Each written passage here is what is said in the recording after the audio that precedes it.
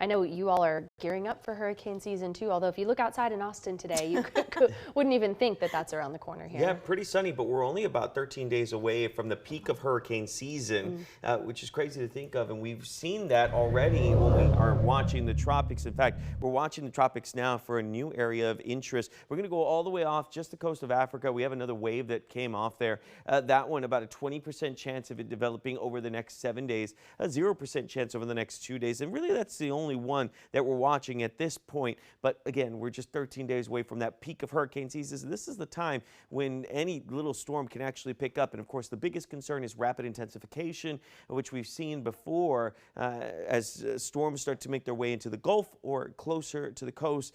We get some of the warmer waters in that area, and storms can just essentially explode into something stronger, something much quicker.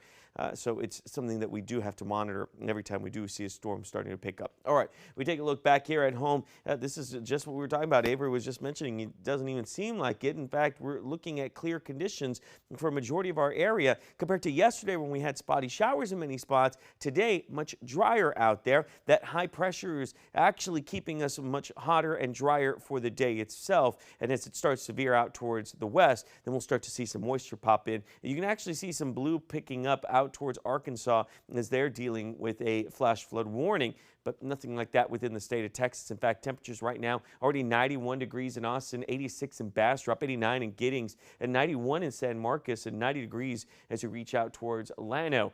So the rest of the day today, hot, dry, clear, and expect us to be in the upper 90s. But as we get out towards Friday, that high pressure starts to move farther out towards the west. That is going to allow for some of that moisture to flow back in one more time. Give us a chance of rainfall, essentially, as we get out towards Friday afternoon. Not as much. Friday, I'm only giving about a 20% chance of rainfall. But Saturday is a bit different. Now, that front is expected to push back and delay itself just a tad. It's slowing down. And because of that, we won't feel the full effects of it until Saturday. In fact, Saturday, we're now trending a tad warmer, moving up to about 96 degrees compared to the 92 we were originally forecasting because of the delay in the front. And then we do expect for showers to pick up as we get out towards Saturday afternoon, 5 p.m. Play this out a bit more. We get out towards about midnight, and we'll still have a lot of cloud coverage out there. But again, we're going to expect the delay in what we're actually considering or feeling as we go on. So you'll see the temperatures drop Sunday more than anything else before we start to move back up and get out towards Wednesday. We're looking at about 96 degrees. Here's a look at your 7-day forecast,